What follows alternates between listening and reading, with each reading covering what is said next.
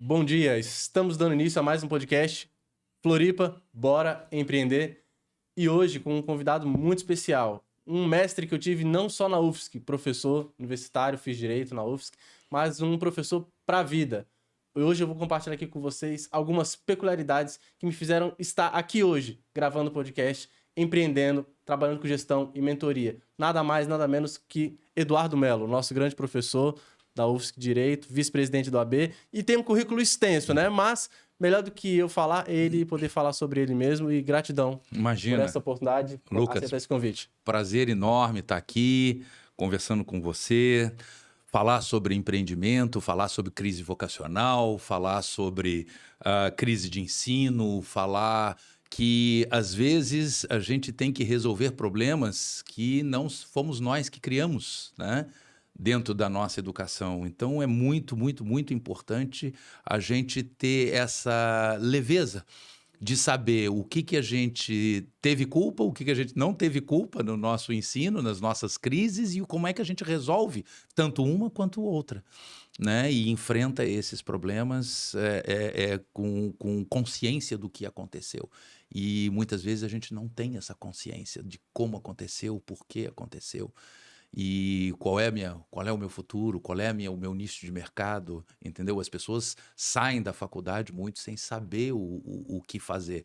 E mal sabem elas que esse problema nasceu lá, na juventude, no início da adolescência deles, lá 12, 13, 14 anos de idade, sexta, sétima, oitava, nona série do ensino fundamental. Foi ali que nasceu o problema, né? Eu não quero falar mal de ninguém aqui, mas o sistema educacional brasileiro é um sistema totalmente voltado para não te vocacionar. É uma coisa muito doida. É para criar operário de fábrica, né? Ctrl-C, Ctrl-V. Não, e assim, criar sobreviventes que decoram, passam e esquecem. Essa é a rotina do estudante, é a rotina de todos nós aqui nessa sala. Né? Qual foi a nossa rotina? Como é que a gente estava lá, sei lá, oitava série, nona série do ensino fundamental? Você está aprendendo Bhaskara, né? Equação de segundo grau. Você está aprendendo Revolução Francesa.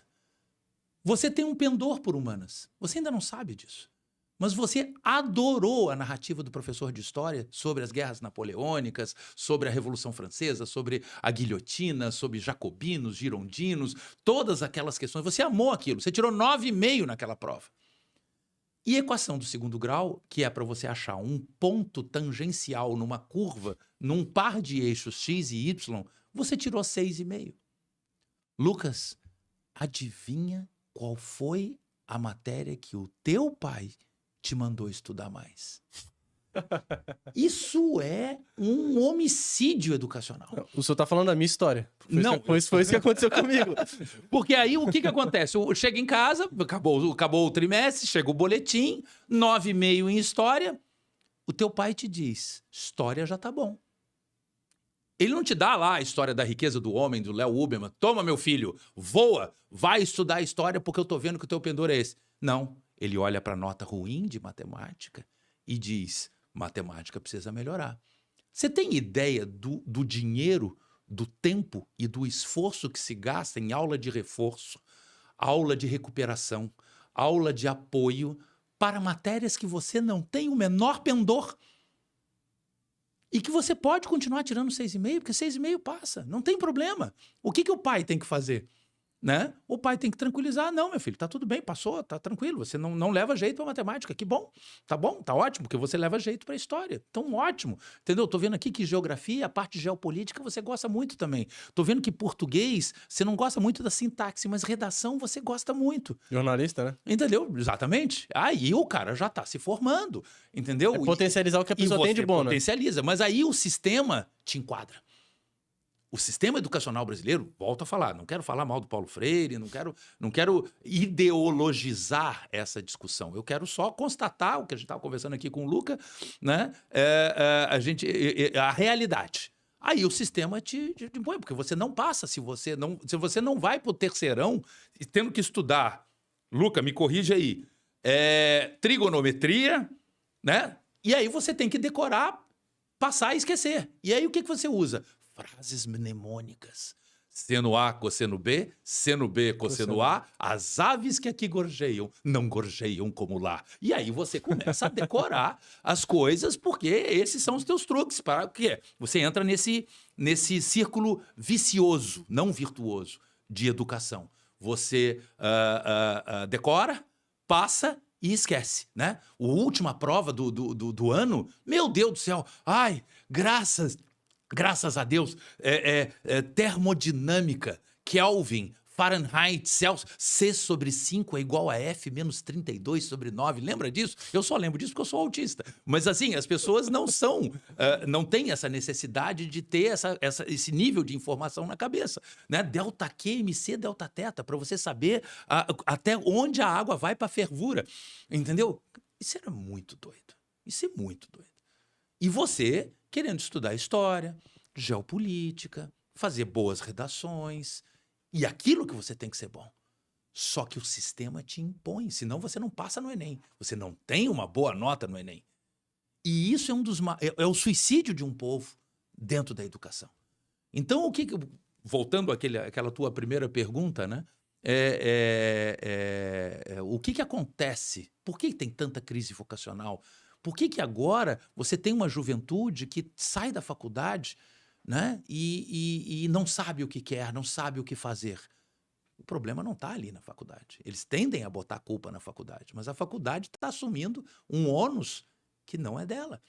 É um ônus que é lá do ensino básico. É um ônus que tem... houve uma época, né, nos anos 50, que o eletrochoque era uma terapia muito comum para crises psiquiátricas. As pessoas autorizavam que os seus dependentes, os seus filhos, maridos, fossem eletrocutados. E faziam isso por amor. Eu não tenho a menor dúvida que... amor. Por amor. E eu não tenho a menor dúvida que teu pai te ama, sempre te amou. Entendeu? Mas quando ele falou, matemática precisa melhorar, entendeu? Ele estava te dando um choque. Então, aí eu vou puxar um gancho para uma situação que o professor ainda não sabia, o Melo aqui, meu grande mestre, mas quando eu estava na 10ª fase de Direito, ele deu uma aula para a vida. Ele perguntou, tá, vocês já passaram 5 anos estudando, vocês estão saindo da faculdade, agora eu quero saber, por que vocês entraram? O que vocês estão fazendo aqui? O que vocês querem fazer quando saírem daqui? Quem aqui quer advogar? Quem aqui fez Direito para poder fazer concurso público? Quem aqui fez Direito porque o pai mandou, não sabe nem o que tá fazendo aqui? Eu me enquadrei poxa, eu entrei aqui porque eu achei que a advocacia dava dinheiro, mas agora eu tô me preparando para concurso e nem sei se é isso que eu quero. E numa das últimas aulas dele, ele perguntou, você, o que você quer fazer da vida? Eu falei, eu vou fazer o concurso para diplomata. O que você precisa para fazer concurso? Eu preciso melhorar o francês. Você é fluente pelo menos em inglês? Sim. Francês eu te consigo uma bolsa, mas é isso que você realmente quer? Porque senão não faça nem eu perder meu tempo. Essa sua fala me fez parar e refletir. O que eu tô fazendo da minha vida? A vida é minha, mas eu não tô vivendo ela de acordo com as minhas perspectivas, de acordo com o que os outros querem, as projeções dos outros. E aí, um particular, sabia que eu fui medalhista de Olimpíada de Matemática? Olha só. E quando fui descoberto isso aqui eu nunca contei para a maioria das pessoas. Eu fui descoberto como aluno, uma pessoa que tinha altas habilidades na área das exatas. Olha só. Então, mas descobri tarde, no 2º ano do ensino médio, que começaram a participar de um núcleo lá em Brasília, nas escolas públicas. E todo mundo, quando descobriram isso, falaram, você tem que ser matemático, você tem que ser um físico, algo das áreas das exatas. E aí veio aquela cobrança, você tem que fazer matemática. Eu fui aluno especial da UNB de matemática, cursando o ensino médio. Então, tinha toda aquela projeção lá, você tem que ser isso, você tem que ser isso. E eu não gostei. Então, até aquela tua pergunta, ainda estava me descobrindo o que eu quero para minha vida. Então, agradeço, porque fizesse um choque de realidade, ainda lembro da tua fala. Eu tô falando para vocês o que o teu pai não teve coragem de falar. Meu Deus, isso é a minha cara eu falar isso, mas eu não me lembro, graças a Deus eu não me lembro disso. Mas quem é a minha cara falar uma coisa dessa. Quem apanha lembra, mas foi uma porrada que eu precisei tomar pra vida. Nossa, não. Aquela tua pergunta fez eu começar a me questionar, o que eu quero pra mim? Por que eu tô aqui? O que eu quero daqui pra frente?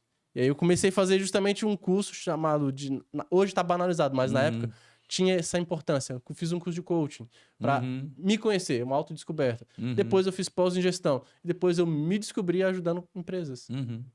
Porque eu descobri que a faculdade não ensina a gente a empreender. Então, eu primeiro tive que descobrir como gerenciar o meu negócio. Eu falei, agora eu posso ajudar outros. Então, obrigado. Se eu tô aqui hoje, é porque foi um tapa na cara que eu precisava tomar. É que o sistema no ensino básico, ele é muito... Como é que eu posso dizer isso sem ofender, meu Deus? Ele é muito literal. Qualquer coisa a gente refaz um recortezinho. Não, tá tranquilo, eu já encontrei a palavra. Ele é muito literal. Então, o que acontece? O Lucas era bom em matemática. Mas isso não quer dizer que ele tenha que ser matemático. Quer dizer que ele tem um raciocínio exato que pode ajudar ele muito em humanas. Pontes de Miranda, o maior jurista brasileiro, era um prodigioso matemático e deu palestras com Albert Einstein sobre teoria da relatividade. Pouca gente sabe disso. Eu não sabia. No exterior, só para você ter uma ideia. Mas esse raciocínio matemático foi o que gerou nele, na cabeça dele, o somatório 15, que é a base da compreensão da teoria da ação em direito. Então, as pessoas são muito literais. Ah, ele gosta de matemática, então ele vai ser engenheiro. Não. Ele pode ser um gestor, ele pode ser um grande advogado. Eu até fiz economia antes de entrar para o direito. As pessoas não compreendem que o pendor é diferente da aplicação prática do que você faz com aquele pendor. Entendeu? Então, por isso, em Singapura, por exemplo, nesse exato momento, os professores estão sendo treinados para, no ensino fundamental, observar isso nas crianças. Só que não com essa literalidade que a gente usa no Brasil. Ah, se você gosta de matemática, você vai ser engenheiro. Não. Se você gosta de matemática, nós vamos aprofundar essa tua capacidade de abstração, entendeu? Para ver como que você vai... Porque a vida é tua, o talento é o teu, entendeu? Não é o Estado ou a escola que vai determinar o teu talento, entendeu? E te forçar. Porque o que acontece? O aluno brasileiro hoje, por conta desse esquema que te enquadra, ele entra nesse círculo vicioso que eu te falei, de decorar, passar e esquecer, e decorar, passar e esquecer mesmo. Você deve se lembrar de livros que você sequer abriu no segundo grau. Teu pai gastou dinheiro te comprando livro de física, entendeu? Mecânica, entendeu? E você sequer abriu. O livro estalava de novo no final do ano, entendeu? E aí a tua mãe queria doar para... Sim, pode doar, não tem problema nenhum, entendeu? Porque... Uma situação de decorar, passar e esquecer. Era uma sobrevivência. Era um bote salva-vidas para quem está sofrendo nesse sistema. E aí o que acontece? Você chega no terceirão, que é o crime maior do sistema, tem aquelas, sei lá, uma turma de 120 alunos, né? Aulão, aquelas coisas absurdas que o sistema brasileiro faz. Aí tem uma meia dúzia que, por um acidente de percurso, se vocacionaram em matemática, engenharia, e vão fazer engenharia, entendeu? Tem aquela outra meia dúzia de meninos e meninas que tiveram talento para biomédicas e vão fazer medicina. E no meio tem uma massa gigantesca de alunos que ouve daquele pai que mandava estudar matemática. Meu filho, minha filha, se você não sabe o que quer, vai fazer direito. Porque o direito tem um leque, e eu estou atrás desse leque há 50 anos. Tem um leque de oportunidades, e em alguma você vai se encontrar. E você condena o teu filho, a tua filha, a entrar numa faculdade que, assim como o terceirão, assim como o sistema de ensino, ele tem gigantescas variações, você não consegue se focar. Porque você tem filosofia do direito, você tem teoria do direito, você tem direito constitucional, você tem direito do trabalho, você tem direito previdenciário, você tem direito penal, direito civil, processo penal, processo civil. E você começa a cair na mesma ladainha do teu ensino básico. Você decora, passa e esquece. Decora, passa e esquece. Então, por isso que tem essa sensação de vazio em todos os formandos, na grande maioria dos formandos em direito, você tem uma enorme sensação de vazio, entendeu? Existencial, porque ele fala assim, meu Deus, aquela pessoa ali que se formou comigo no terceirão e que fez engenharia já constrói um prédio. Aquela pessoa que se formou comigo no terceirão e foi fazer medicina, ela salva vidas. E eu não tenho a menor ideia do que eu quero ainda, porque eu continuei não focando. Eu te contei que quando eu me vocacionei, sim, você é um advogado de tribunal. A minha faculdade, Lucas, se resumiu a processo civil, profundamente, processo civil, porque é a minha cirurgia, é o meu dia a dia. Direito civil sem direito de família e sem órfãos e sucessões, então só responsabilidade civil, contratos, coisas, obrigações. Direito empresarial pesado. O correspondente para assessorar em tributário, em constitucional e em administrativo. O resto eu ignorei solenemente e passava com 6,5. Mas deixa eu te fazer só uma observação. Quando o senhor fala que o senhor ignorou, uma das características que fez com que se tornasse um empresário de sucesso, porque não vou dizer que é um advogado de sucesso. Todo advogado ele é um empresário. Do próprio ele tem que saber vender, ele tem que saber lidar com pessoas, ele tem que saber gerenciar a crise, tem que saber sobre gestão. E uma das características de empresário de sucesso é foco. O Steve Jobs disse que foco é saber dizer não para as milhares de boas opções, para aquela que é a melhor. Então, eu aprendi que foco em inglês é follow one course until succeed. Focus. É seguir numa única direção até obter sucesso. É eliminar as distrações. Todas as outras opções que tinham no curso eram distrações. O que era específico para a tua área, né? Acho que foi esse o segredo. Mas lembra que eu já tinha decidido antes da faculdade o que eu queria ser, entendeu? Então, eu estou me dirigindo aqui, eu estou conversando com você, mas eu estou falando de uma maioria dentro de uma faculdade. Eu não estou falando da minoria. Eu dou aula na Universidade Federal de Santa Catarina há 30 anos e eu dou aula para 40 alunos, Lucas. 6 sabem o que estão fazendo em sala de aula. 6, é 15%.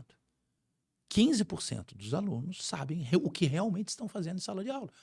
Então, o que acontece? Quando o cara já sabe o que está fazendo, né?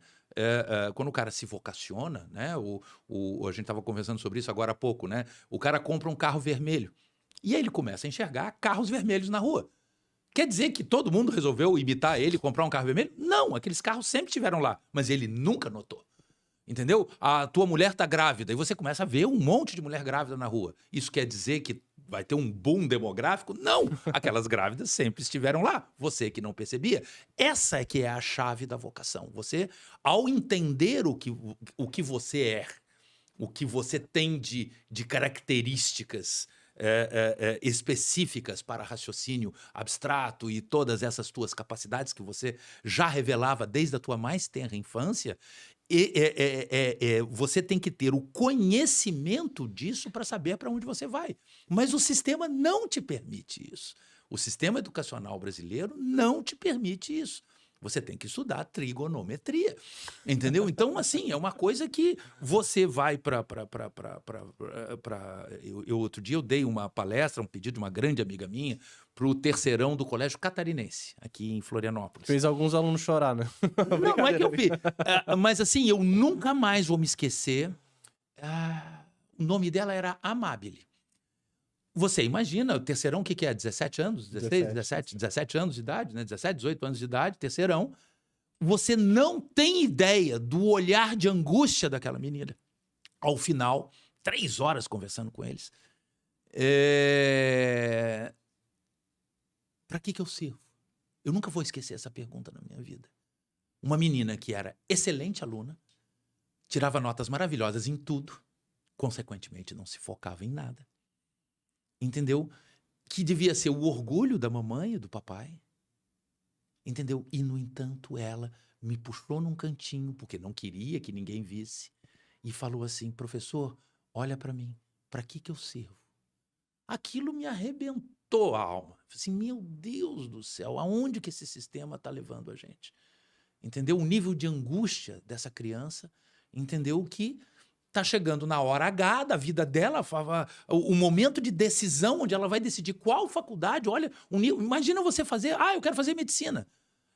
10 mil reais por mês de investimento. Entendeu? E aí você chega à conclusão, não. Entendeu? Eu até tinha um pendor por biomédicas, mas o que eu gosto mesmo é de estética. E ninguém te permitiu isso. E às vezes até te forçaram a isso. Entendeu? Então, assim, quando eu chego em sala de aula, eu sei que eu vou dar aula para no máximo 6 alunos, 6, 7 alunos. Os outros alunos estão ali pagando um diploma prestação para ver o que vem depois. Uau. Entendeu? Essa daí é um choque de realidade, né? É. Mais de 6 milhões de advogados no Brasil, Uhum. a maioria pagou para poder ver? O número não é esse. O Brasil tem 1.370.000 advogados. Desculpa, formados em direito, né? Que eu falei errado. O que o Brasil tem é um passivo de 6 milhões de bacharéis que não passaram no exame de ordem. E quero te dizer o seguinte, só 10% passam no exame de ordem. Então, você imagina 6 mil... Nós já temos... Vamos lá, vamos fazer uma conta simples. Não sei se vocês sabem disso aqui. O Brasil tem mais faculdades de direito do que o resto do mundo somado. Pega todas as faculdades de direito, Estados Unidos, Canadá, México, vai descendo, Argentina, Bolívia, Colômbia, Venezuela, vai para a África, soma tudo, vai somando. Europa, pega lá Oxford, Cambridge, vai pegando a Sorbonne, pega todas as faculdades, Toulouse, Espanha, Portugal, vai somando. Oriente Médio, China, que deve ter um zilhão de faculdades de direito. São 1.250 faculdades de direito no mundo e 1.350 no Brasil. Só no Brasil. Esse é aquele espelho do que eu te falei. É aquele corte estatístico que eu te falei do terceirão. Meia dúzia que se vocacionaram em exatas, meia dúzia que se vocacionaram em biomédicas e uma enorme massa no meio que vai fazer direito porque o pai falou no tal do leque. Tem um leque de opções? Não tem. O direito, como qualquer outra profissão, ele exige, ele impõe uma vocação muito forte. Porque senão você não sobrevive. Entendeu? A advocacia, que é a minha área, entendeu? A advocacia é muito difícil. É muito difícil. Entendeu? O início de carreira do advogado, eu costumo dividir em três partes, né? O lobo solitário, o casamento perfeito e o déspota esclarecido. São 3 capítulos na vida de um advogado que acabou de se formar, entendeu? Passou no exame de ordem, tentou um concurso, não conseguiu, tentou cuidar da padaria do pai também, o pai disputar, você é advogado, né? Eles sempre colocam aquele E no meio, meu filho é advogado, minha filha é advogada. E aí você se vê assim, bom, eu tô aqui com a minha carteira da ordem, eu posso advogar até no Supremo Tribunal Federal, o Brasil tem isso.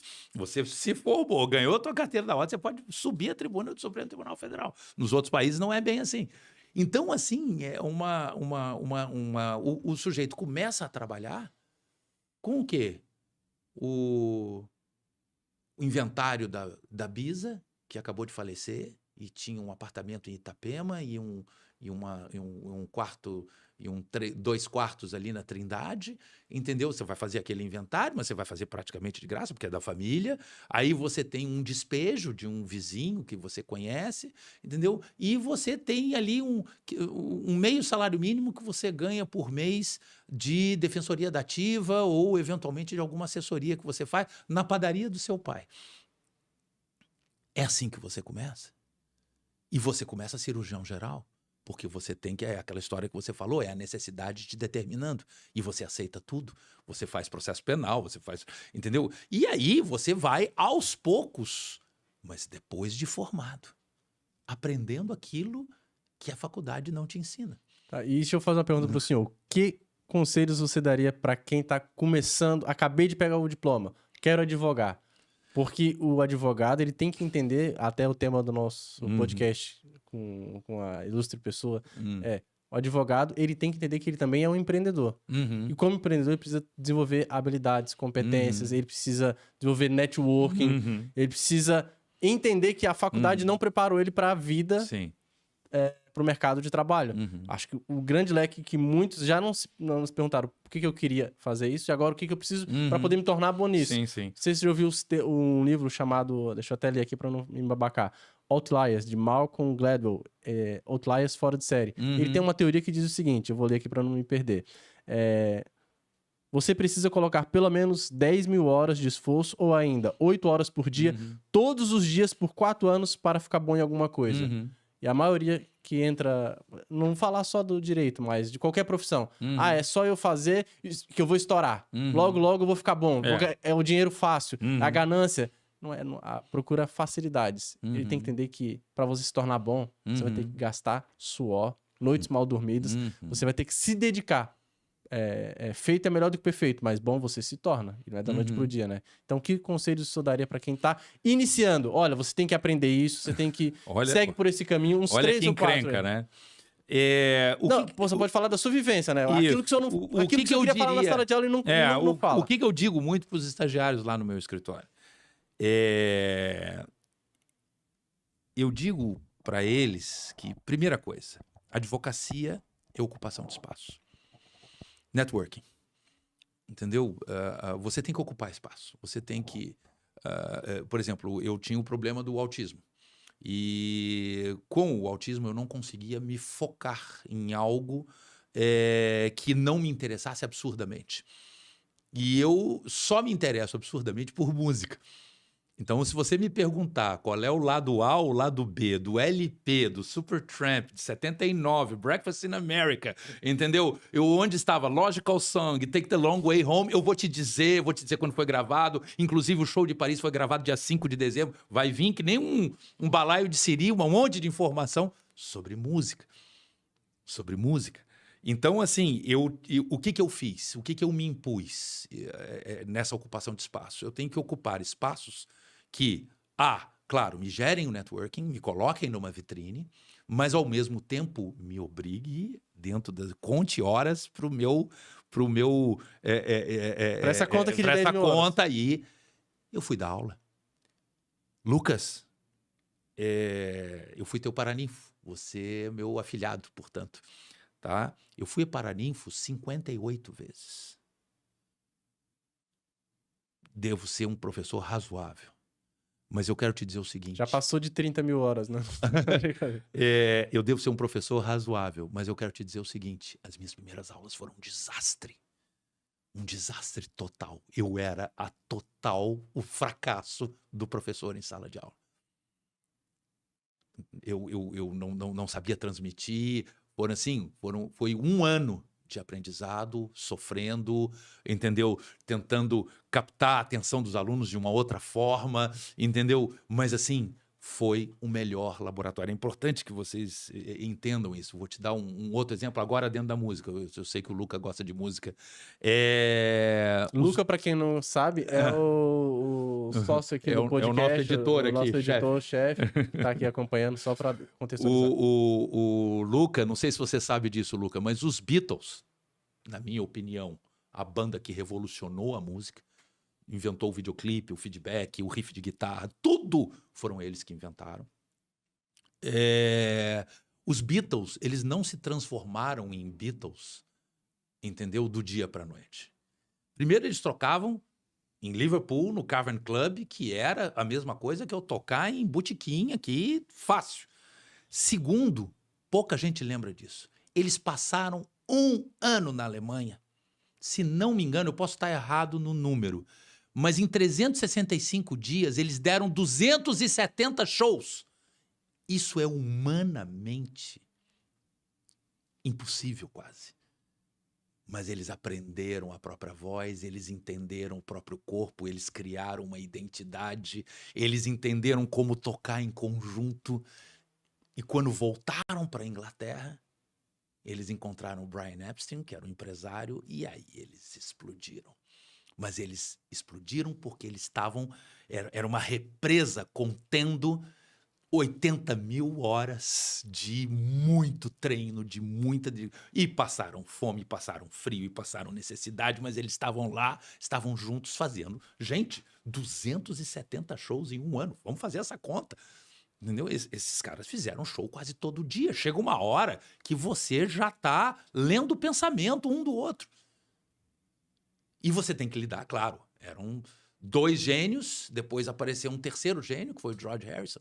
Então você vê que tudo tem que ter essa dedicação. E os alunos de direito estão saindo da faculdade para só então começar as 80 mil horas deles. Então é uma coisa que para mim é um retrabalho gigantesco. Eles não se conhecem, eles não têm a vocação. Então o que eu diria para eles? Primeira coisa, você tem que agilizar o teu tempo. Você tem que aproveitar, carpe diem mesmo. Entendeu? Então você tem que aproveitar o teu tempo da melhor forma possível, aprendendo e estando na vitrine ao mesmo tempo. Aí eu sempre pergunto, você mora num prédio? Ele, moro. Você já pensou em ser do conselho fiscal do teu condomínio? Se eleger, estar presente nas assembleias, pedir a palavra, falar com propriedade sobre alguma coisa, algum problema, um aspecto jurídico de algum problema que está acontecendo naquele condomínio e todo mundo te olhar com respeito e admiração? Você já fez isso? Não. Você tem um clube de futebol na tua cidade? Tenho. Então, você torce por ele? Torço. Você já pensou em fazer parte do conselho deliberativo desse clube? Entendeu? A tua cidade tem uma associação comercial e industrial? Você já se vinculou a ela? Você já está ali perto? Você já está ali falando? Entendeu? Você já foi ser presidente de uma comissão da tua área que você mais domina, na Ordem dos Advogados do Brasil? Você já tentou? Então, essas são as ocupações de espaço que você tem que ter. Entendeu? Porque se depender daquele networkingzinho inicial que você, eu costumo brincar, né? O advogado acidental. Ele tentou tudo na vida, não deu certo, mas passou no exame de ordem, entendeu? Então ele vira advogado acidental. Desse 1.370.000, é importante que você pegue esse número, vamos pensar em cima desse número, 1.370.000 advogados. Todos advogam? Não. Se todos advogassem, não teria mais advocacia. Advocacia, tal qual aquela baleia que encalha na praia e morre asfixiada pelo próprio peso, esse volume, a profissão, entendeu? Teria morrido asfixiada com o próprio peso. É óbvio que não. Entendeu? O Japão tem a metade da população do Brasil. O Japão deve ter ali, o Brasil tem, sei lá, 200 e tantos milhões, o Japão tem 100 e tantos milhões. O Brasil tem 1.370.000 advogados. Você tem ideia de quantos advogados tem no Japão? 40.000. 40.000 advogados.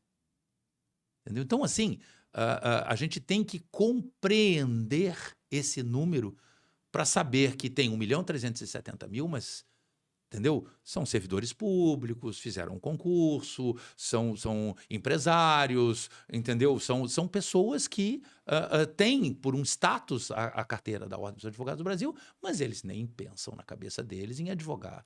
Então, aí E empreender, né? Então, o primeiro passo, se eu pudesse dar um conselho para um jovem, uma oração aos moços aqui, como o Rui Barbosa fez, né? Eu diria, olha, primeira coisa, ocupação de espaço. Ocupação de espaço é a primeira. Segunda é se conhecer.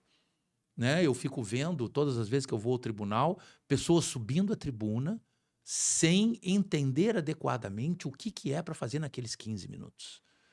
Entendeu? Então, assim, conheça a sua voz. Leia em voz alta. Faça um curso de oratória, né? Não, acho que o curso de oratória é importante, né? Mas, assim, antes de fazer o curso da oratória, leia em voz alta, em casa, sozinho. Conheça a sua voz. Vai para o banheiro tem azulejo, né? Tem boa acústica, entendeu? Lê ali, vamos ler aqui. Negocie como se sua vida dependesse disso.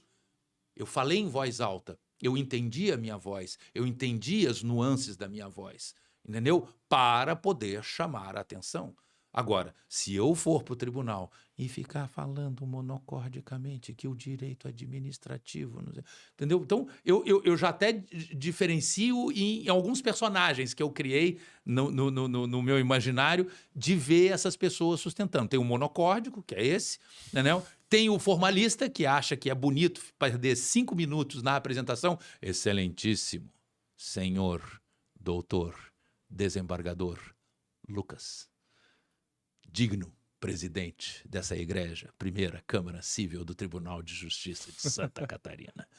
Aí viras pro outro, excelentíssimo senhor desembargador Lucas, entendeu? Digno, vogal e relator, sei lá, entendeu? Gente, senhor presidente, senhores desembargadores, ilustres membros do Ministério Público, meus caros amigos advogados, a questão aqui é muito simples. Gente, objetividade. Objetividade. Entendeu? Clareza, entendeu? E para isso, você, antes de fazer o curso de oratória, você tem que conhecer a tua voz. Você tem que saber como falar, né? Até saber usar o pulmão, né? A voz não vem da boca, a voz vem do pulmão, entendeu? Então, como caixa de ressonância, para você poder se colocar, isso a gente aprende, por exemplo, sabe onde que a gente aprende isso? Fazendo aqueles cursinhos de teatro, lá no ensino fundamental. É ali que a gente aprende, porque no teatro não tem microfone. Teatro você tem que falar para a tua plateia e você tem que se fazer ouvido. Então, olha só, um pequeno detalhe da tua infância que vai te ajudar no teu talento para a advocacia. Por isso que eu falo, eu tenho uma amiga minha, que foi advogada minha. Você sabe como é que eu contratei ela? Foi muito engraçado isso. Eu estava na sala de professores ali da UFSC, que você conhece, tomando um café na porta, e ela estava naquela terra de ninguém, não sei se você se lembra, tinha umas passarelas para o CSE, para o Centro Socioeconômico, mas elas ficavam fechadas, então ficava só uma varanda ali. As pessoas, inclusive, na época que ainda podia, fumavam ali. Não sei se você se lembra disso. E ela estava ali, gente, fazendo uma DR com o namorado dela.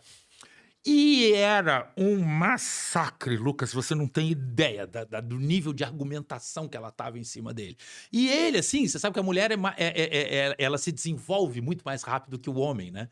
E isso na faculdade também é verdade. E tava o menino lá, assim, meio assim, trombudinho, amor, desculpa, não sei o que, assim, gente, pelo amor de Deus, o cara não se defende. E ela, porque você, não sei o que, ela modulando voz, argumentando e cercando ele aos poucos, induzindo. Às vezes ela mandava uma isca, ele ia lá e mordia a isca. Um horror, foi um massacre. Tava assim, 7-1 para ela ali, fácil, na humilhação lá que ela tá.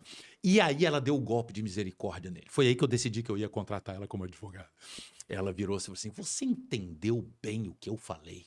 Eu entendi, meu amor, aquele jeito dele, né? Aí ela virou-se assim, então repete. Meu Deus, eu falei assim, vem cá. Na mesma hora interrompi, vem cá, você vai trabalhar comigo.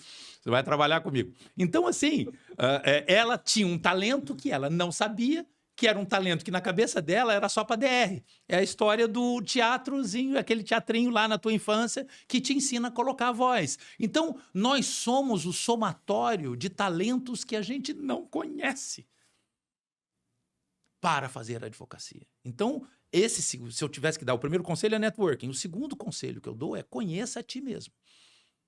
Conheça profundamente a si próprio e saiba entender. Você, eu sou uma mulher que eu chego na rua, se eu vejo um cachorrinho, eu levo para casa. Senso de justiça, generosidade, serenidade, entendeu? Magistratura. Olha a magistratura batendo na tua porta. Entendeu? A magistratura vocacionada. Porque às vezes o cara é Mário Caderneiro ou Maria Caderneiro e passa no concurso. Mas ele nunca vai ser um juiz admirado. Entendeu? Agora, essa menina vai. Mas ela não tem ideia de que aquele pendor dela é um talento para a magistratura. E não tem ninguém que diga isso para ela. É uma coisa muito louca o sistema brasileiro. O que o senhor chama de vocação, eu aprendi que do grego é a palavra entusiasmo. Sim. Entusiasmo do grego é en mais tel, ou seja, em Deus, ou conectado com o divino. Quer dizer que eu fui colocado aqui na Terra para cumprir um propósito, para fazer algo, para ter uma missão de vida.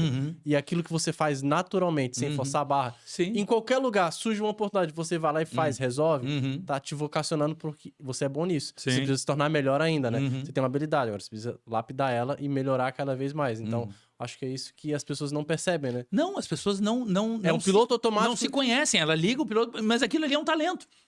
É um talento, assim, é um brilho, um toque divino, como você fala, mas um toque da natureza, sei lá, saindo do campo da religião, mas que você tem e você não sabe.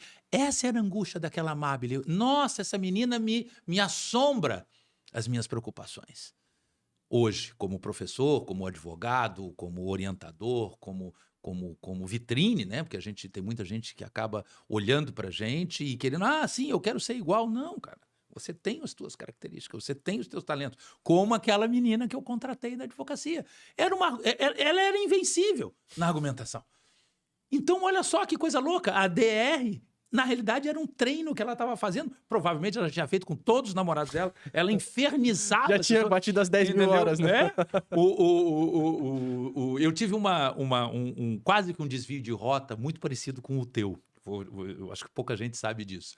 Eu por conta do meu autismo, eu acabava tirando notas boas também nas exatas. E o sistema chegou e falou assim, você vai fazer uma turma IME-ITA.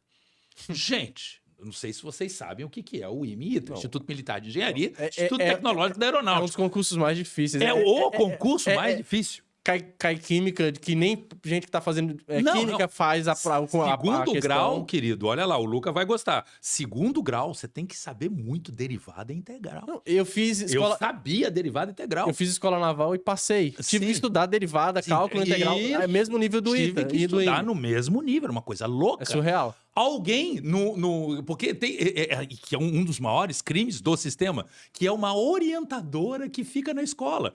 Aquela senhora é assim, todas as vezes que eu vejo que eu vou dar uma palestra num terceirão e eu vejo a orientadora vocacional, sei lá, formada em psicologia, ela tem, eu vejo, eu fico assim muito assustado. Porque ela observa a superfície do lago e chega a uma conclusão de profundidade do lago.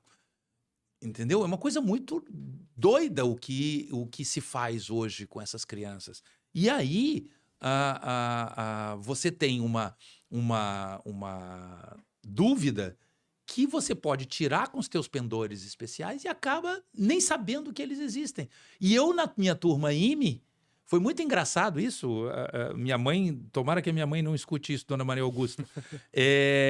Eu estava na turma IME, eu não estava feliz ali, até estava tirando notas razoáveis, muito provavelmente. Não sei se eu passaria no IME, mas eu passaria na Federal, eu passaria, entendeu? Eu passaria bem em alguma coisa.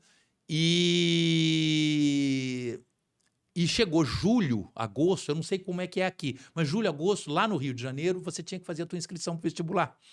Eu nunca vou me esquecer disso, era 1982, eu cheguei em casa à noite, era cartão perfurado, a tua inscrição era um cartão perfurado, porque era o máximo que a informática te dava em 1982, eu tinha um cartão perfurado com as minhas opções ali, devidamente perfuradas, e cheguei para minha mãe estava vendo, acho que era uma novela Água Viva, se não me engano, Menino do Rio, né? Eu tenho uma vaga lembrança disso, virei para ela e falei assim, olha mãe, fiz a minha inscrição para o vestibular.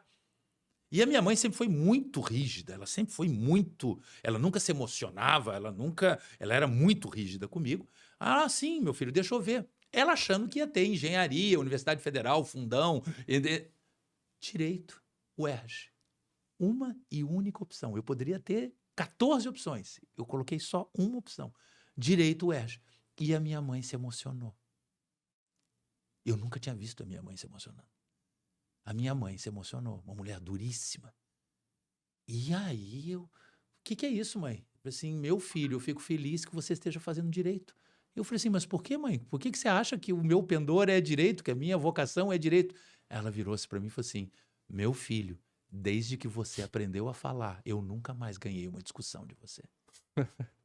Entendeu? Então, é a mesma... Eu trouxe isso para a minha vida e foi isso que eu usei numa advogada talentosíssima, que hoje é uma advogada brilhante num grande escritório de advocacia, entendeu? Porque eu olhei aquele pendor dela. Conseguiu mapear um talento, né? Eu mapeei um talento. E puxando o gancho, por que você decidiu fazer direito? Quando foi que o olho brilhou e surgiu assim aquele desejo? Eu já queria fazer direito. A gente aqui no back-office, o senhor já deu uma palhinha, né? Mas eu acho... Aconteceu, como acontece no nosso sistema de ensino, a vocação só acontece sem querer. Entendeu? Isso é uma coisa que, para mim, é muito clara. O sistema não te viabiliza você se vocacionar. Isso nós já chegamos só uma palhinha. Tem uma pessoa muito especial, a minha esposa, a Larissa, ela é psicopedagoga, tá abrindo o escritório agora dela no ano que vem, ela vai trabalhar com essa especialidade, mapear as necessidades, sim, principalmente foi o que eu te falei que Singapura já faz isso. Das dificuldades de aprendizagem das pessoas que têm no caso do seu autista, tem pessoa que tem TDAH, o sistema expurga. Sim. Se já não cuida de quem tá lá e não tem nem uma dificuldade maior de aprendizado normal. Já não dá um direcionamento. Então, quem tem, o sistema expurga. Então, só fazer um merchan aqui para minha esposa. Psti, Larissa Lacerda. Não, Larissa, você acabou de descobrir um nicho com base na tua vocação. Isso é muito raro. Parabéns, Larissa. Desculpa, só para não perder a oportunidade, né? Não, mas tem tudo a ver com o que a gente está falando. E eu fui um acidente, porque como eu tinha essa dificuldade de me aquietar, que é típica do autismo, a minha mãe me pagava para ir ao cinema.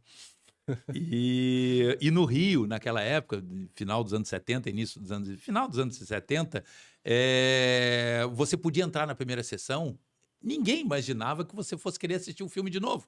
Então, ninguém ficava vistoriando se você ficava sentado no sofá enquanto trocava uma sessão por outra.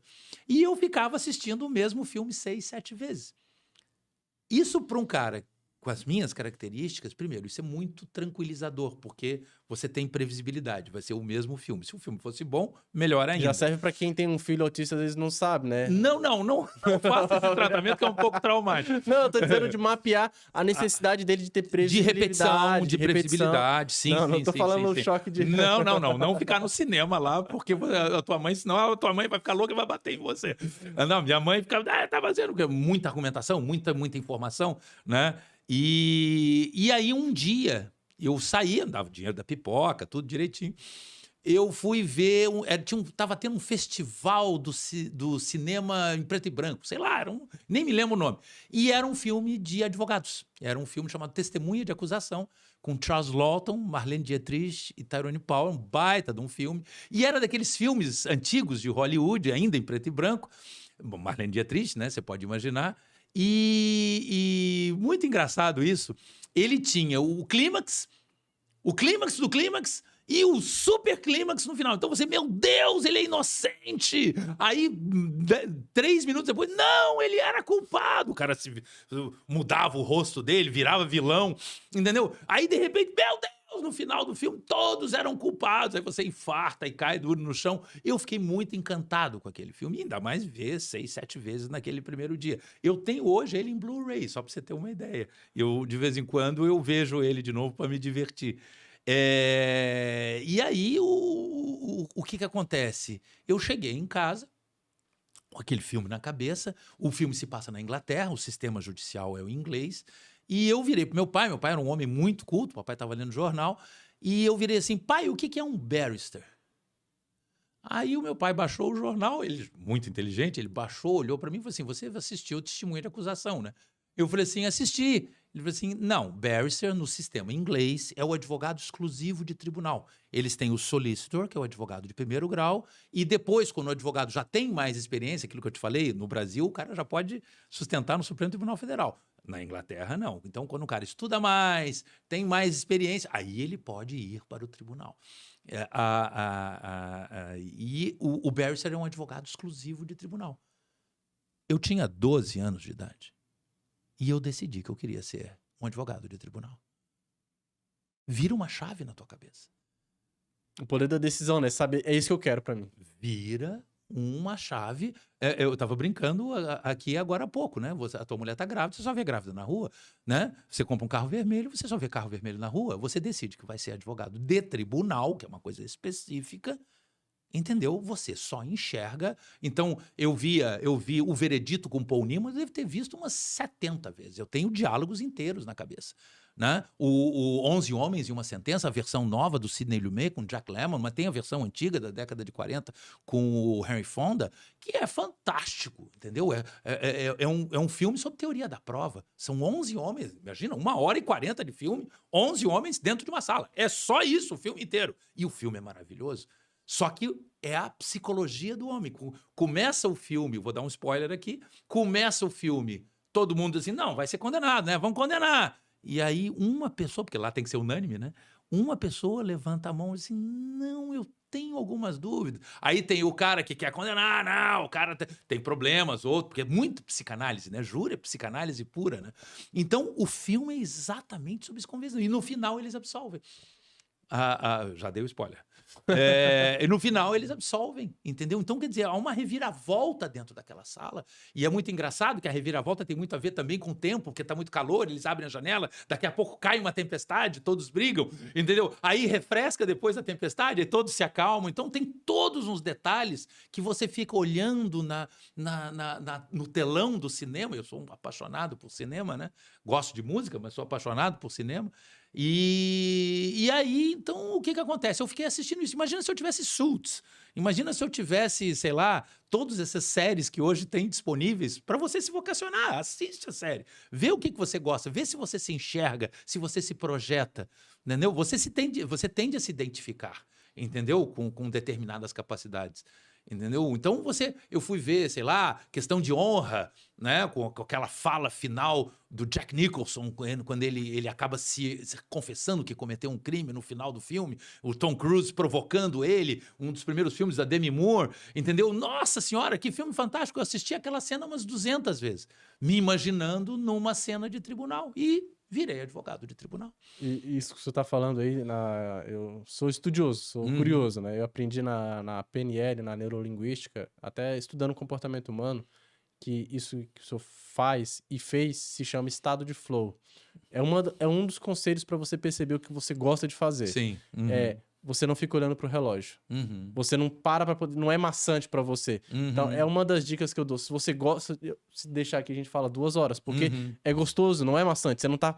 O trabalho, a gente vincula na nossa mente ao conceito bíblico. Você vai suar, você vai ter que se lascar para poder ter minimamente... Não. Quando você gosta de algo, você se dedica por prazer. Sim. Por amor, o flow é o estado em que tem o Einstein falou da distorção do tempo. O tempo para você passa diferente quando você está fazendo algo que você gosta. O meu maior trauma, meu maior arrependimento é que eu nunca aprendi a tocar um instrumento. E era engraçado que quando a gente morava na Europa, eu tinha um vizinho que ficava tocando violão. E ele não tinha o menor talento para aquele violão. Ele não tinha o menor talento. Mas ele amava aquilo ali. E ele não se preocupava com o erro. O erro não o desanimava. O erro o estimulava. Eu vou melhorar. Corte cinematográfico. Uma vez a gente foi numa festa, ele estava lá, ele pegou o violão e tocou magnificamente bem. Entendeu? Então, assim, você gostar de algo, né? Nós estávamos conversando antes de começar, né? Em advocacia, Lucas, tem dia que é noite. Em advocacia tem dia que, meu Deus do céu, dá tudo errado. Uma ação muito bem fundamentada, o juiz simplesmente vai lá, nega, nem fundamenta direito, nem olhou direito as tuas provas. Logo em seguida você vai ao tribunal, tem um julgamento ruim, vê uma má vontade e perde de novo, e logo em seguida você ainda está saindo, você ainda não se recuperou desses 2 baques, o cliente já está te ligando para saber, e aí, como é que foi? E você, meu Deus, como é que eu dou a notícia para ele? Né? E você começa a ficar ansioso e a tua vida está uma desgraça, e você está com uma conta atrasada, você está com uma... Entendeu? Tem dia, Lucas, que é noite na advocacia. E é muito engraçado que outro dia eu estava entrando no tribunal e eu encontrei com um ex-aluno meu, um advogado brilhante, que saiu do tribunal e ele estava numa felicidade, ele chegava a flutuar a 30 centímetros do chão, era uma coisa assim, ele nem cabia em si de tanta felicidade. Ele tinha ganho a primeira liminar dele. E uma liminar parece que era importantíssimo, ele tinha salvo, sei lá, 400 empregos, tinha... Nossa, ele não só tinha feito um bom trabalho, como ele tinha feito bem. Então, tinha aquela confusão de emoções, né? O cliente ligando feliz, nossa, tu és o cara, e você se sente Deus naquele momento, né? E ele se encontrou, na porta do tribunal, eu estava entrando, ele estava saindo, ele falou assim, puxa, Melo, que bom que eu te encontrei, você foi um professor que me disse que isso ia acontecer, que a sensação... Aí foi muito engraçado que eu segurei nas mãos dele e falei assim, olha para mim. Aí ele parou assim, olhou para mim e falou assim, tá sentindo essa sensação de vitória? Tô. É bom, né? Guarda, memoriza. Pro dia que a liminar não vier. Nesse dia você vai ter que lembrar que tem dias bons, que você ganha aquele cheque especial, entendeu? Aquele cheque especial emocional, né? Você ganha aquele cheque especial emocional para poder entrar no cheque especial no dia que for noite. Entendeu? A advocacia é isso. É você sobreviver à noite para viver o dia seguinte. Isso é empreender, né? Não é só advocacia, não, né? A vida do empreendedor. Meu Deus do céu. O sucesso do teu escritório está intimamente ligado a esse conceito. E aqui é uma pergunta que a gente faz para todo empreendedor que vem aqui de sucesso. Tanto que, só para explicar, a minha empresa se chama For You Educacional. Do slogan, todos podem empreender. Quem ia adorar esse nome era John Lennon. John Lennon? Porque o John Lennon adorava... Só para mostrar aqui pro pessoal. Né? Ele adorava utilizar palavras com duplo sentido. O próprio nome, Beatles, na realidade, Beatles com 2 Es é besouro. Mas Beatles com B-A-B-E-A-T é beat, é batida. Batidas. Entendeu? Então, ele adorava esse conceito de dupla for you, 4U, entendeu? Ainda tem Para o você. dedo aqui, né? Isso, aí o dedo, né? Nossa, isso aí. Mas explicando aqui o porquê que é esse slogan. Porque a gente sempre busca referências lá fora. Beber água limpa, né? Porque a água chega aqui meio contaminada, né? Cada um dando a sua roupagem. E eu aprendi que CPF forte, CNPJ forte. Antes do CNPJ estar forte, o CPF, a pessoa por trás, tem que estar forte. Sim. Senão ela não vai saber lidar quando chegar à noite, quando o dia não der tudo errado naquele dia. Sim. Então, na minha empresa, a gente trabalha com 2 pilares. Antes de focar na gestão, na parte empresarial, a gente tem que focar no empresário, na pessoa. Aí desenvolver a inteligência emocional, desenvolver por que você está fazendo isso daqui? Entender qual é o propósito, não é só sobre o dinheiro, é sobre o impacto que ele, fazendo a empresa dele dar certo, ele pode trazer para a sociedade. Aí depois a gente vem para o segundo pilar, que é gestão, finança, porque toda empresa precisa de 3 coisas: de um advogado, de um contador e de pessoas. Então a gente trabalha nesses 2 pilares. E uma das coisas que o senhor falou é crucial: inteligência emocional. Para mim é a principal skill set que todo empresário tem que desenvolver. Ele tem que saber lidar com as emoções dele de forma inteligente. Senão, ela vai estar sendo manipulada pelos outros e ele, quando menos perceber... Eu quando eu vou aconselhar, toda sexta-feira, eu tenho agenda aberta para ex-alunos. E, assim, é uma romaria, entendeu? Muita gente, engraçado, muita gente jovem com depressão. É uma coisa que eu tenho visto com muita frequência e com um pouco de tristeza. E eu tenho que dar aquele choque de realidade para a pessoa se animar, né? Porque é aquela história, tem dia que é noite, mas no início de carreira tem muitos dias que são noites, né? E você tem que estar com aquele teu cheque especial emocional em dia para você... eu acho que assim, os 5 primeiros anos de advocacia, entendeu? Você as 10 mil horas ali, não. Sim. Naquelas ali... 10 mil horas, os 5 primeiros anos de advocacia, entendeu? Você vive no cheque especial emocional. Ó, do jeito que ele fez eu desistir da advocacia, se você tá querendo entrar, amanhã peguei o AB, já ficar rico, já desiste, não é assim, né? Não, primeiro porque não tem atalho, né? Não existe atalho na advocacia, não sei das outras áreas, mas na advocacia não existe atalho. Outro dia eu estava num jubilamento. Jubilamento é uma cerimônia muito bonita na OAB, onde você homenageia e libera, inclusive do pagamento de anuidade, a pessoa que tem 40 anos de advocacia diuturna ali, né? E um deles me falou uma frase muito bonita que eu guardei. Alguém estava com a gente na roda e conversou: e aí, qual é o segredo de 40 anos de advocacia? Aí ele virou-se e falou assim: ficar em pé no final de cada dia. Uau, que incrível. Ele simplesmente resumiu a uma frase toda a inteligência emocional que o advogado tem que ter: ficar em pé no final de cada dia. Se você fica em pé, entendeu? No final de cada dia, depois de 40 anos, tá tudo bem. Entendeu? Então, esse, para mim, é um ponto que é fundamental, porque quando você é lobo solitário, a tua advocacia é muito lenta. As coisas demoram a acontecer. Você passa o primeiro ano ganhando 1 salário mínimo e meio, 2 salários no máximo, na rentabilidade do pouco que você tem. Aí o lobo solitário encontra outro lobo solitário que lhe complementa. Nasce o casamento perfeito.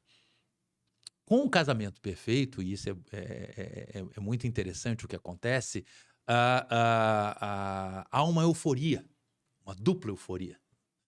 Você vai me dizer: pô, Eduardo, mas não existe casamento perfeito. Não existe, mas ele como diria Vinícius de Moraes, ele é eterno enquanto dura. Né? Então ele é muito importante na tua vida, apesar de você saber que aquele casamento não é para tua vida, aquela euforia inicial de intelectual, de troca de ideias, de identidade com outra pessoa, e aí as coisas começam a acontecer mais rápido, porque existe complementariedade, e daquela sinergia surge mais energia, e você começa a melhorar a tua captação de clientela, você começa a melhorar a tua advocacia, você consegue multiplicar a tua presença através do teu sócio, o outro lobo solitário, que agora virou um casamento perfeito. Então as coisas começam começam a acontecer um pouquinho mais rápidas. O teu ganho vai para 4, 5, 6 salários mínimos. Você já começa... Claro, o casamento ele dura ali 2, 3, 4 anos. Mas ele é muito bom porque ele te Que seja dá... eterno enquanto dure, né? Que ele seja eterno enquanto dure.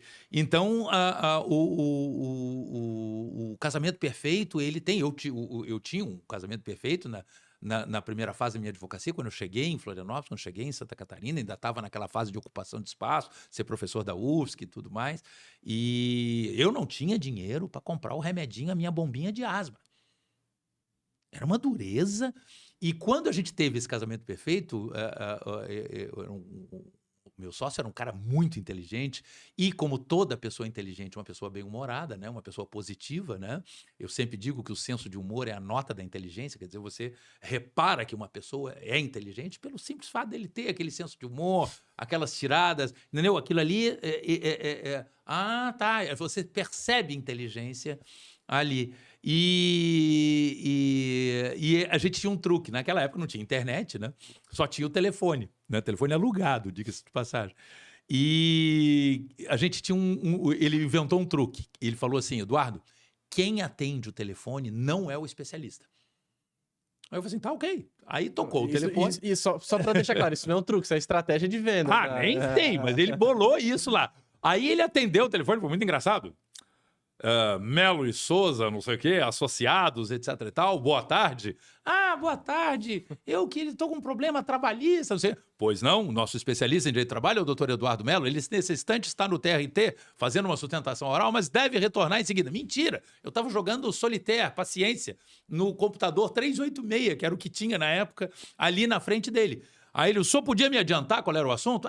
Teve uma demissão, assim, assado. Ele tomava nota, não tinha internet, a gente ia nos repertórios IOB, a gente ia em revista, estudava um pouquinho, 20 minutos depois, boa tarde, aqui é o Eduardo, estou lhe retornando a ligação, voltei agora do tribunal. Falei, não, qual é o seu problema? Aí ele repetia, não, é um problema de demissão. Claro, isso aí é uma rescisão indireta, a jurisprudência do TST. Nossa, o senhor sabe muito sobre isso, vou levar mais 3 colegas comigo. Uma aula de vendas aqui, hein? Entendeu? Não, foi uma sacada que ele teve, entendeu? E que era muito... dava o tempo, que você sai da faculdade sem saber muita coisa, né? Dava o tempo de você, pelo menos, se familiarizar e automaticamente você saber vender. Ao aprender a vender o seu produto, você melhora a tua abordagem, coisas que você não aprende na faculdade, né? Como é que você se porta numa sala de reuniões? Ninguém te ensina isso na faculdade. Como é que você se precifica? Ninguém te ensina isso na faculdade. Como é que você capta a clientela e faz ocupação de espaço? Ninguém te ensina isso na faculdade. Eles se preocupam em ensinar a lei. E pior ainda para o advogado, que para ele fazer o marketing dele é mais rigorosa ainda a questão de estatuto de ética da OAB. O código de ética. Não pode estar aí fazendo propaganda enganosa, se vendendo, botar uma placa assim, causa ganha. Isso. Mas o que acontece? Você hoje tem essas ferramentas que você tem que usar com sabedoria, mas o que eu vejo é muita gente fazendo a mesma coisa. E isso é um errado. Você tem sempre que tentar ir além, inovar. Então, você vê as pessoas fazendo, faça uma pergunta, eu respondo. Você sabia que em condomínio o voto minoritário... Então, assim, isso é interessante, mas isso é mais do mesmo. Qual é o teu diferencial, né? Qual é o teu diferencial? É uma pergunta que a gente sempre faz nas nossas consultorias para o empresário. Tá, qual é o teu diferencial? Quantas empresas não existem no mercado? Sim. O que vai te posicionar como diferente? Porque senão você vai ser só mais um. Sim, então... mas é muito engraçado que na internet todo mundo quer ser só mais um. Entendeu? É muito raro você ter uma tirada. E eu sempre digo isso, quer dar uma tirada diferente? Usa humor. Não só porque é a nota da inteligência, mas porque é uma forma de comunicação mais eficiente. É uma forma inteligente de criar um approach, uma aproximação com o público. Criar o link, né? Criar um laço com a pessoa da tua frente. Entendeu? Outro dia um advogado júnior chegou para mim, ele foi despachar comigo com um desembargador, a gente precisava ganhar uma liminar, e ele viu que eu não tive pressa de falar com o desembargador. Que primeiro eu fiquei falando de assuntos inerentes à magistratura e a questões políticas, de OAB, magistratura, quinto constitucional, etc e tal. E a conversa fluiu muito bem ali. Eu dei minhas opiniões, ele deu esse, ele ficou muito impressionado. com a conversa, e aí ele se abriu, ele se relaxou e falou assim, tá aí, o que você precisa de mim? Entendeu? Nessa hora que você entra com a tua argumentação, mas você já quebrou, você criou o link, o laço, né? E aí, quando eu saí, o menino falou assim, eu já entendi o que o senhor faz. O senhor primeiro cria uma ligação com a pessoa. Depois o senhor entra no assunto. Eu falei assim, eu nunca tinha sistematizado isso na minha cabeça, mas inconscientemente eu fazia isso. E aí, só explicando isso daí, que a gente trabalha com isso, explicando a teoria por trás. A maioria das pessoas faz de forma... Intuitivo, né? É o competente inconsciente. Sim. Não sei se você conhece, existem 4 tipos de competência. Uhum. O incompetente inconsciente, ele não sabe que tá fazendo errado e nem quer saber, ele tá no automático, só executa. O incompetente consciente, ele sabe que ele não é bom, precisa melhorar, mas tá nem aí. O competente consciente, que ele tá ali buscando melhorar constantemente, ele sabe que precisa melhorar, tá correndo atrás. E o competente inconsciente, que eu acho que é o seu caso. É aquela pessoa que já incorporou tão bem aquilo que ela faz que ela não para mais nem pra pensar. Pra pensar. É um incompetente automático, positivo. Automático, Então, esses 4 níveis serve até como Mas é aquilo análise. que eu falo dos Beatles. Eles passaram 270 dias naquele ano em shows de 4, 5 horas. Entendeu? Você imagina o nível de aprendizado que isso não dá. Então, eles automatizaram um monte de coisa que eles não precisavam. Se não me engano, eu acho que é o Paul McCartney que diz isso, que quando eles se encontraram a primeira vez, não era o Ringo Starr, era o Pete Best ainda, o baterista dos Beatles, e eles resolveram fazer um vestibular para o George Harrison. Porque o George Harrison tinha 14, tinha 3 anos a menos que o John, e o Paul era 1 ano mais moço do que o Paul. E o George Harrison, ele entrou pra banda, ele só sabia tocar uma música na guitarra, Raunchy. O cara que compôs Something 10 anos depois. O cara compôs uma das obras mais geniais da história da música, 10 anos depois, e só sabia tocar Raunchy. Entendeu? No dia que ele estava lá numa pracinha, ele pegou o violão e só tocou a música que ele tinha, que ele sabia. Entendeu? Como é que você, em 10 anos, você sai de um cara de adolescente com espinha na cara e vira um gênio ovacionado pela humanidade? Possivelmente uma das músicas, depois de Yesterday, uma das músicas mais tocadas de todos os tempos. Porra, Here Comes the Sun. Porra, While My Guitar Gently Weeps, cara. Meu Deus do céu, com Eric Clapton fazendo solo de guitarra. Meu Deus do céu. Pelo amor de Deus, entendeu? Então, assim... Suor. Repetição. Resistir à monotonia. Repetição. Entendeu? Até você incorporar. Eu sempre brinco com... Só que é uma repetição inteligente, né? De sim. Produtiva, né? Você tá crescendo. É uma crescente, né? É o cara que molda tijolos, né? O cara tá botando o tijolo ali. É repetição? Mas quando ele vê, ele já construiu o prédio. Aí eu vou fazer um parênteses aqui para poder trazer uma metodologia que a gente criou. A gente trabalha nas empresas com isso. É a metodologia Chama. Já ouviu falar no método chá, que é utilizado nas consultorias? Não. O método chá já é uma metodologia validada. A gente só aprende na pós-ingestão. É competência, habilidade e atitude. São 3 pilares que tem que estar constantemente buscando melhorar ou lapidar o empresário. Sim. Mas não basta ficar, competência, habilidade e as minhas atitudes. Tem que continuar na melhoria contínua, que é a filosofia do Kaizen. O que eu preciso constantemente melhorar nas minhas atitudes? Quais habilidades eu preciso incorporar? E por último, aí sim você começa a alcançar resultados. Não é da noite pro dia, né? Então, quando você falar, são várias e várias horas. Várias horas trabalhando nesses 5 pilares. Alcançou o resultado, tá? E qual é o próximo nível? O próximo nível vai ser de você uma nova habilidade, uma nova competência e novas atitudes. Atitudes esbarram numa característica de todo ser humano, chamada resistência. Eu não vou fazer isso. Você sabe que precisa. Então, é só para fazer um... E assim, você vai encontrar muita dificuldade, inclusive, nos outros. Na concorrência, maledicência. Em todos os lugares você tem pessoas que não vão te querer bem, entendeu? Então, você tem que saber enfrentar isso. Eu costumo dizer, outro dia, um grande amigo meu me perguntou assim, puxa, como é que você chegou a vice-presidente da OAB? Já aproveita a pergunta, como que... E aí eu virei para ele e falei assim, você já viajou num avião ou você já viu um avião quebrar a barreira do som? Aí ele assim, não, nunca parei para prestar atenção. Pega o Concorde, por exemplo, que era o primeiro avião de passageiros que era supersônico no mundo, lá na década de 70. O Concorde, até ele quebrar a barreira do som, a fuselagem a fuselagem dele ia a 400 graus. 200, 300, 400 graus. Havia uma contração absurda de metal. Tanto é que a cabine diminuía quase 30 centímetros de tamanho. Tal nível de pressão. As partes de alumínio e ligas chegavam a amarrotar. O avião todo sofria. Sofria muito. Até a hora que vinha aquele estouro. Pau! E ele quebrava a barreira do som. E aí você não ouvia mais nem o som dos motores.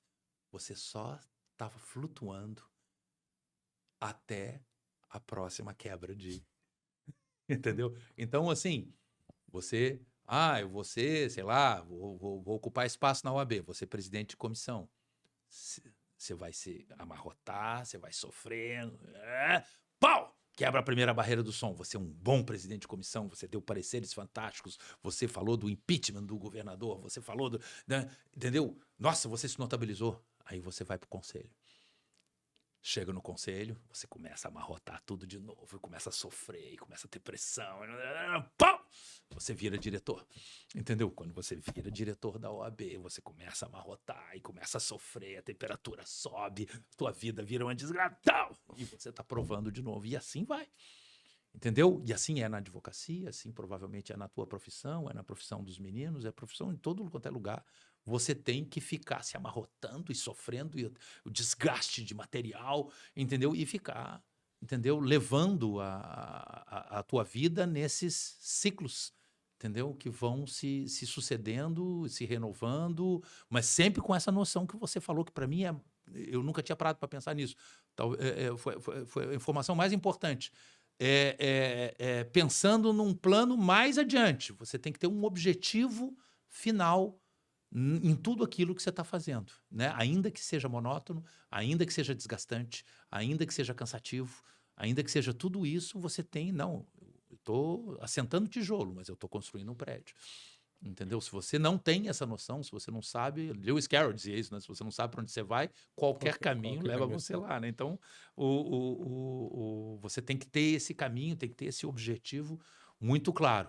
Tá? Eu tô escrevendo um livro... muitas vezes mirar as estrelas para poder chegar na Lua. Não, né? pé no chão e cabeça nas estrelas, não na Lua. Exatamente. Só que entre o pé no chão e a Lua tem um caminho que você tem que percorrer, né? Sim. Eu aprendi com o Bob Proctor que ele falou: a sua vida muda a partir do momento que você tomou a decisão. Sim.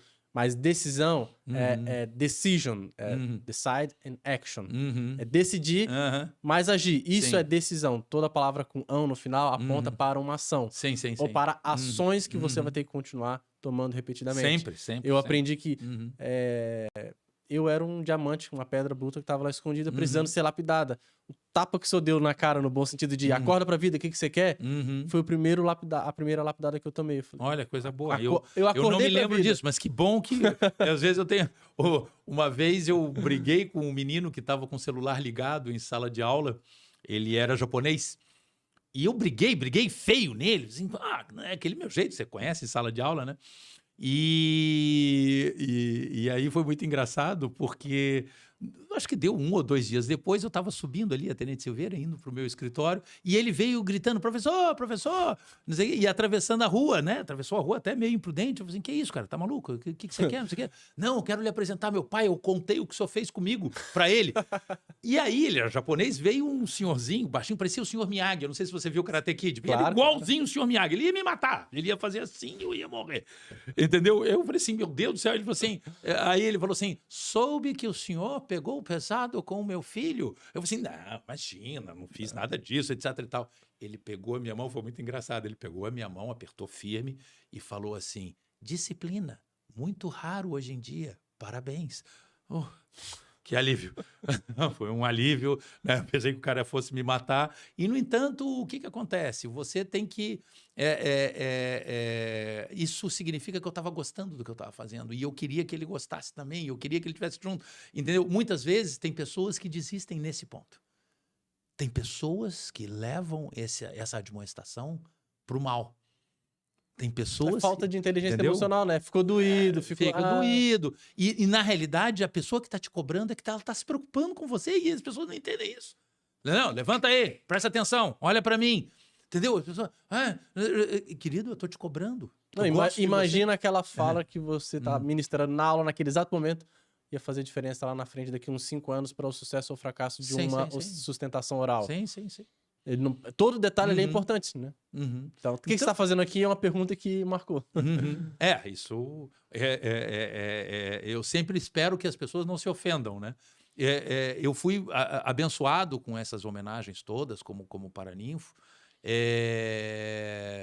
e posso te dizer com toda tranquilidade que o professor nunca ganha bem no Brasil. Mas, assim, eu conto muito com a generosidade dos meus alunos.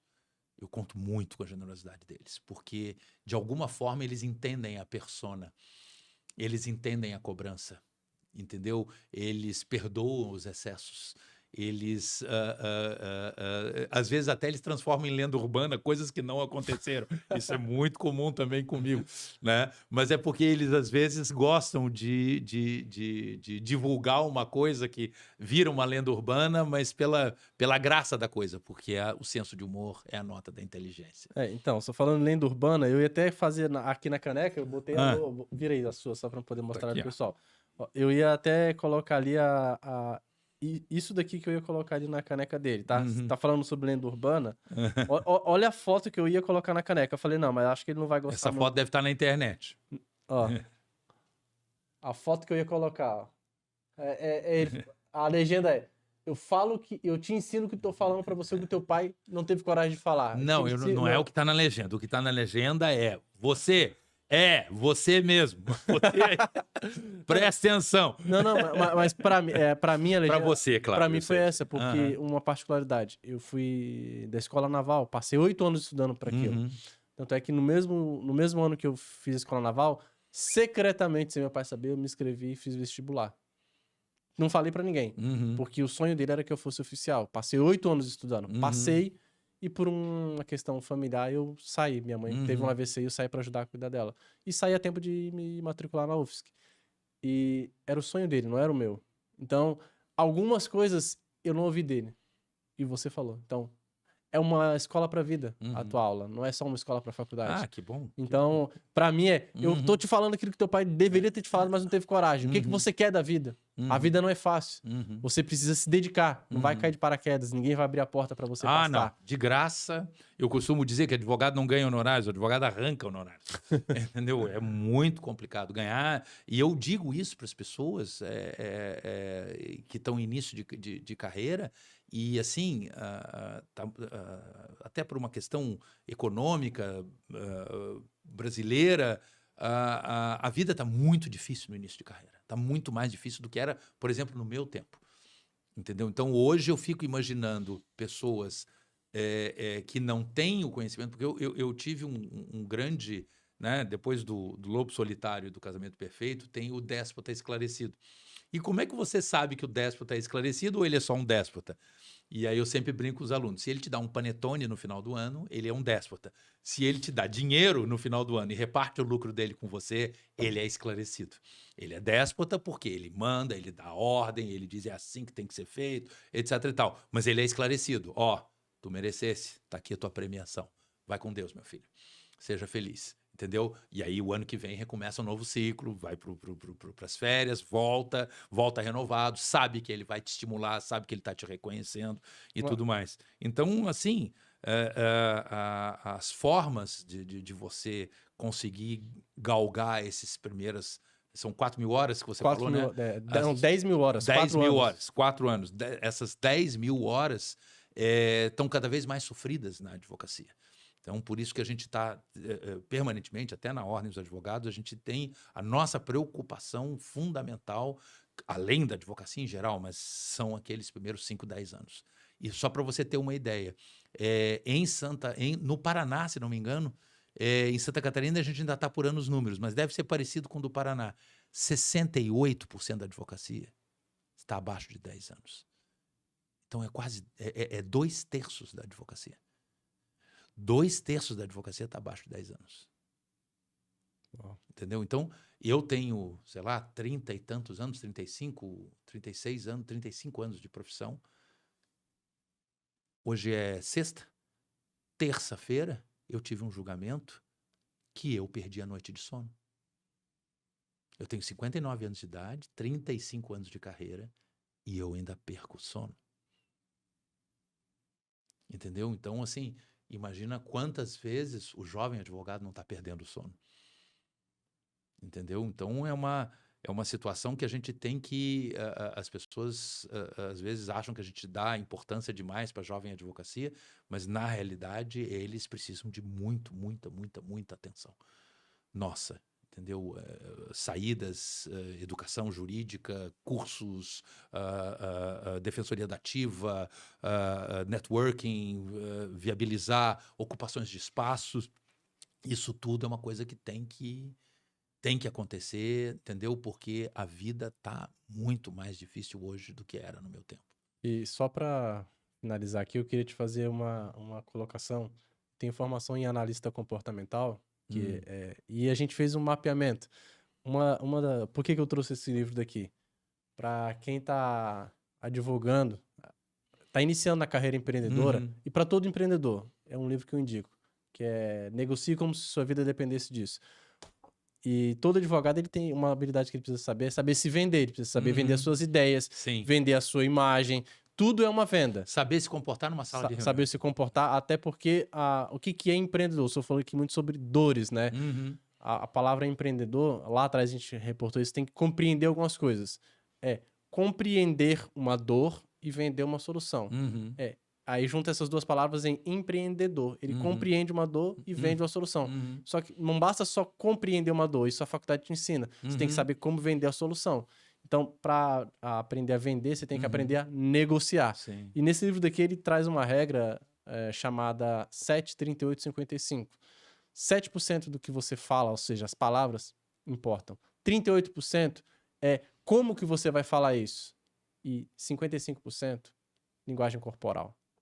Então, são várias habilidades que um jovem advogado precisa desenvolver para poder dominar os espaços. Você falou que ele tem que dominar espaços. Uma delas é saber se vender, saber se comunicar. Que outras dois conselhos eu daria para quem está começando hoje? Fala assim, a habilidade que você precisa desenvolver que vai facilitar o teu caminho. Para a gente poder finalizar aqui com esse conselho aí. Acima de tudo, se eu pudesse fazer uma hierarquia, para resumir a dois... Ouvir. 2, 3. Saber ouvir. Saber ouvir. Fala-se muito hoje. Acho que a gente tem que aprender a ouvir mais. Outro dia, uma colega minha de escritório foi fazer uma reunião dentro do meu gabinete, porque a outra sala de reuniões estava ocupada, e ela foi atender, como era uma pessoa muito próxima a mim, ela atendeu numa mesa de reuniões que tem na minha sala, no meu gabinete. E eu nunca tinha visto ela atender sozinha uma cliente. E depois que ela saiu, eu chamei ela na minha sala e falei assim, você sabia que essa menina, ela está sendo praticamente mãe das irmãs dela, porque a mãe está internada por um problema psiquiátrico e o pai não paga a pensão e o pai está separado e não sei o que lá. Você sabe o que era aquela sacolinha? Eram doces que ela estava levando para os irmãos, que ela ia fazer uma páscoazinha com doces enfeitados e etc e tal, entendeu? Aí ela, não, eu sabia.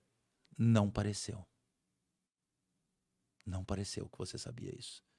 Porque você estava muito mais preocupado em dar uma resposta técnica do que primeiro ouvir o que ela tinha a dizer, deixar ela se aliviar um pouco, deixar ela contar um pouco do dela. Então, escute mais. Se eu pudesse dar o primeiro conselho é escutar. Escute o cliente. Escute pacientemente. Nunca olhe no relógio. Nunca demonstre qualquer tipo de paciência. Você nem cogita olhar no teu celular enquanto ele estiver falando. Naquele momento, ele é a pessoa mais importante do mundo para você. E ainda que ele esteja falando uma série de ladainhas e coisas, porque ele nunca sabe o que é importante e o que não é importante. Ele fica divagando, né? E aí ele fica divagando. Mas escute, entendeu? Se puder, dá uma tirada bem-humorada, mas escute. Entendeu? Esse seria o meu primeiro conselho. Contato visual, né? Contato visual, muitas vezes a pessoa tá até esgazeada, entendeu? Aí você segura na mão dela, olha para mim, só fala o que você precisa dizer. Repara no entendeu? sorriso, né? Quando ele Tranquilo. falou, olha pra mim, né? Repara. Isso, aham. Então, assim, bem tranquilo. Escutar muito seria a primeira coisa. Segunda coisa, acima de tudo, né? Aquele conceito básico da física de materiais que agora é aplicado à psicanálise, né? Resiliência. Aguenta. Aguenta o que for. Guarda a droga do silêncio.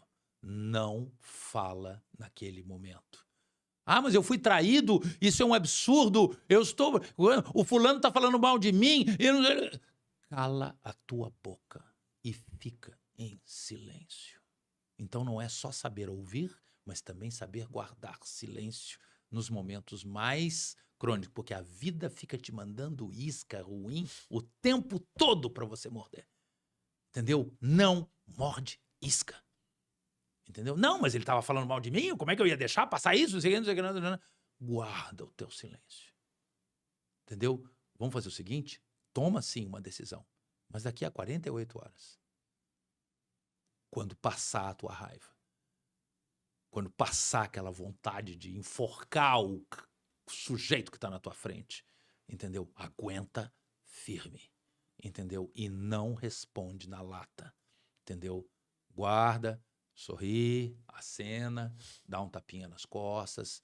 Daqui a 48 horas você vai pensar numa outra solução, ou então você vai agradecer não ter estourado tudo naquele momento, colocado tudo a perder naquele momento. Entendeu? Porque normalmente o destino te traz essas iscas em momentos capitais. Entendeu? E é muito importante que você aguente firme e segura a tua língua naquele momento, entendeu? Para viver a próxima batalha, para viver o próximo dia, para poder sobreviver, para poder entender, entendeu? Aprenda, entendeu? Eu costumo dizer que a advocacia é a arte de engolir sapos. Você engole sapos muito pequenininhos no início de carreira. Na minha idade, você já engole sapos gigantescos, entendeu? E você agradece por isso, porque isso é um aprendizado. Entendeu? Você não espere fidelidade, você não espere lealdade, você não espere. O que você tem que esperar é realidade, entendeu? E dentro dessa realidade, saber guardar, entendeu? Segurar o teu ímpeto naquele momento. Segurar o ímpeto, isso na advocacia é ouro puro, entendeu? Então, saber ouvir, guardar silêncio nos momentos que estão jogando a isca para você morder. Pensar num terceiro aqui, que leve a vida com a maior leveza possível. Com a maior leveza possível. Porque quando aquele dia vira noite, quando tudo dá errado, quando tudo está ruim, e isso acontece na vida de todo mundo, e você se vê sem saída, é sempre bom ter uma pessoa que você confia, que você pode recorrer, que você pode conversar, que você pode sair mais leve, entendeu? E se você tá levando a tua vida muito a ferro e a fogo, você tende a se afastar das pessoas, entendeu? Então, o networking não é só uma vitrine, pura e simplesmente, entendeu? São seres humanos se relacionando com seres humanos, entendeu? Eles não são só pessoas que vão me fazer galgar degraus, eles são meus amigos. Eles são pessoas que gostam de mim Tem e um eu gosto vínculo, deles. né? É o vínculo. Entendeu? Então, tenha As vínculos. pessoas hoje em dia, Uhum. se eu pudesse deixar aqui uma mensagem também, Uhum. eu aprendi isso com o Bob Proctor, ele disse que o mal das pessoas é que você não pode reclamar das pessoas que você atrai pra você, sabe por quê? Porque você que tá podre. Sim, sim. Porque a sociedade hoje em dia, na busca pelo sucesso, as pessoas estão invertendo um valor crucial. A regra de ouro que ele explicou é: ame as pessoas e use o dinheiro. As pessoas hoje em dia estão invertendo, elas estão amando o dinheiro e usando as pessoas para conseguir cada vez mais dinheiro. E aí você tinha uma amizade, você tinha um networking, mas você não tinha proximidade, você não tinha um vínculo emocional com as Sim. pessoas. Era só mais uma peça que você usa e Sim, descarta. não pode. Então, ame as pessoas e use o dinheiro. Não Sim, inverta sim, isso, sim. porque lá no final a conta não fecha. Esses seriam os meus 3 conselhos, né? Ouça muito, guarde o silêncio nas horas capitais, entendeu? E crie vínculos que sejam além da questão profissional, que atinja a questão pessoal, entendeu? Se eu pudesse resumir, seria isso. E eu gostaria de agradecer por Imagina. aceitar esse convite, esse bate-papo aqui. Se deixasse, a gente falava aqui umas 3 horas, né? Mas, tranquilamente, tranquilamente. para mim é um privilégio poder estar sentado aqui na sua Privilégio frente, foi meu. o entrevistando e dizer que és uma pessoa iluminada. Imagina. Iluminou meu caminho quando eu estava perdido na escuridão ali. O que eu faço, para onde eu vou? Desse um tapa na direção certa. Que bom, que Muito bom. obrigado por aceitar o nosso convite. Imagina, um abraço. Eu sempre vou estar aqui. É isso, então não perca, logo mais, no final de semana a gente vai estar disponibilizando esse podcast lá no canal do YouTube, tá? Não perca, o próximo episódio será na segunda-feira. A gente vai estar entrevistando o Felipe Neto, um empresário especialista em vendas. Gratidão por todos e um excelente final de semana. 3.